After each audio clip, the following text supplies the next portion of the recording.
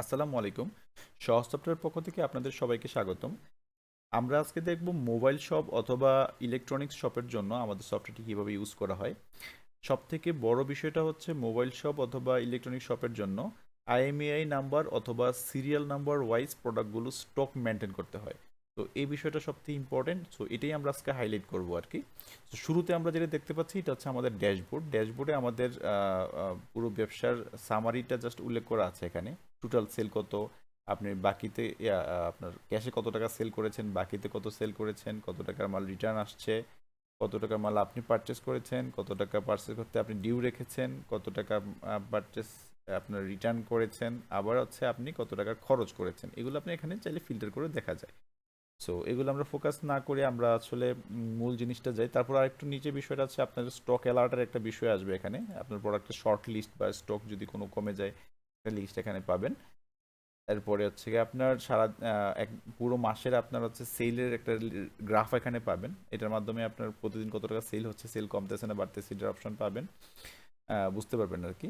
আর এর নিচে এক বছরের একটা গ্রাফ আছে, প্রতি মাসে কত টাকা সেল হচ্ছে, কোন মাসে কত টাকা সেল হলো, কমলো না বাড়লো, পুরো 12 মাসের একটা গ্রাফ এখানে আছে। সো তারপর আমাদের যে মূল বিষয়টাতে আমরা আসি সেটা হচ্ছে প্রোডাক্ট স্টকের বিষয়টা।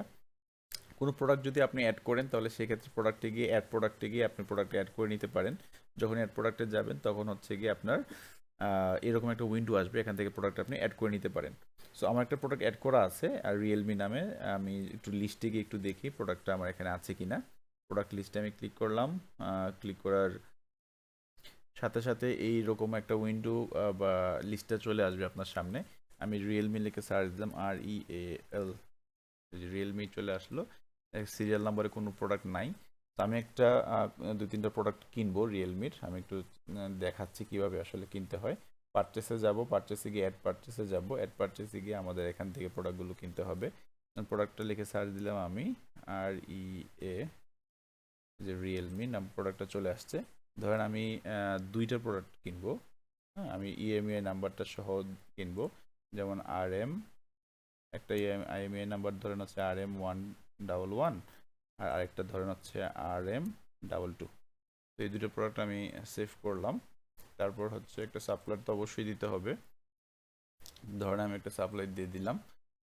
সো তারপর যে বিষয়টা করতে হয়, আমি এটা সেভ করে দিলাম। এখানে অ্যাকাউন্টসের একটা বিষয় আছে, আমি কি সাপ্লায়ারকে পে করতেছি কি করতেছি না। যদি না করি তাহলে পুরো টাকাটা ডিউতে থাকবে। আমি ডিউতে সেভ করে দিলাম।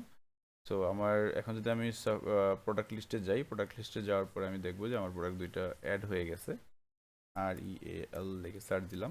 এই দেখেন আমার কারেন্ট স্টক 2 পিস এবং দুইটাই দেখেন সিরিয়াল নাম্বারও দুইটা অ্যাড হয়ে গেছে এখানে। হ্যাঁ, RM11, RM22, দুইটা এক পিস এক পিস করে আছে।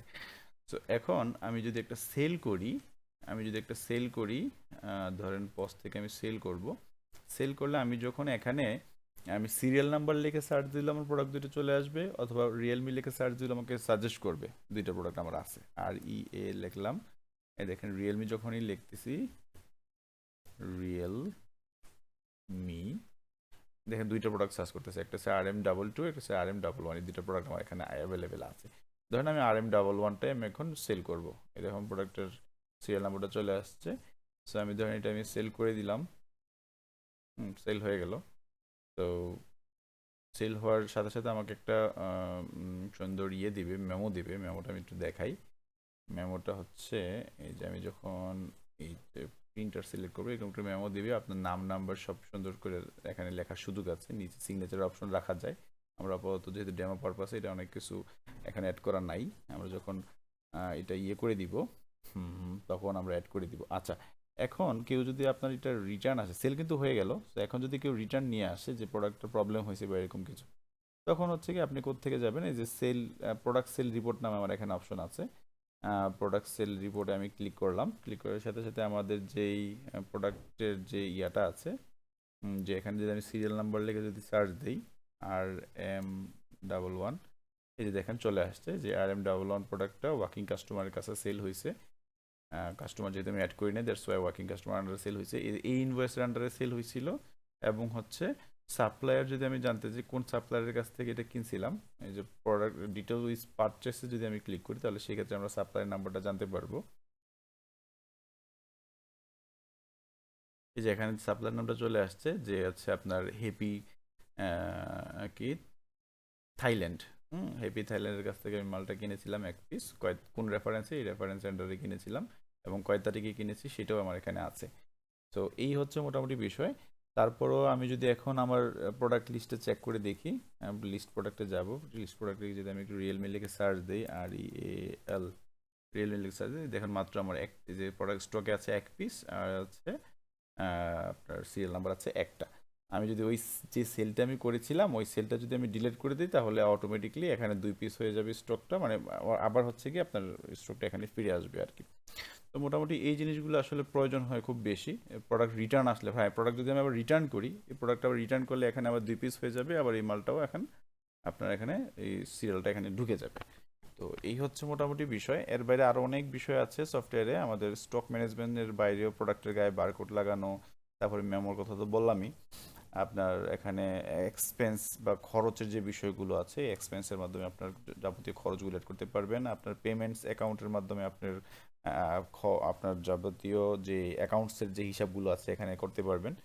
আপনার এর বাইরে আরও যে বিষয়গুলো আছে, ইউজার ম্যানেজমেন্টের মাধ্যমে আপনি একাধিক ইউজার করে রোল পারমিশন, কাকে কোন পারমিশন দিবেন, তাকে এই বিষয়গুলো এখানে অ্যাড করতে পারবেন। কাস্টমারের মাধ্যমে হচ্ছে কি আপনার কন্ট্যাক্টের মাধ্যমে আপনার সাপ্লায়ার এবং কাস্টমার দুজনেরই লেজার শিটটা এখানে মেনটেন হয়, কার কাছ থেকে কি মাল কিনেছেন, কয় টাকা পে করছেন, কয় টাকা বাকি আছে। কাস্টমার ক্ষেত্রেও সেম, কয় টাকা কাস্টমার আপনাকে পে করছে, কত টাকা বাকি আছে, টোটাল হিসাবগুলো এখানে লেজার শিটের মাধ্যমে মেনটেন হয়। সো এই হচ্ছে বিষয়। এখানে ক্যাশ ফ্লো নামে আমরা একটা অপশন রেখেছি, এটা হচ্ছে আপনার প্রতিদিন কত টাকা ঢুকলো, কত টাকা বের হলো, প্রত্যেকটা জিনিস এখানে সুন্দরভাবে মেনটেন হয়। সো এই হচ্ছে মোটামুটি মোবাইল শপের জন্য। আরও বিস্তারিত আমরা যখন আমরা আপনাদেরকে দিব, সেট আপ দিব, তখন আমরা সুন্দর করে জিনিসগুলো বুঝিয়ে দিব। তো সবাই ভালো থাকবেন, আসসালামু আলাইকুম।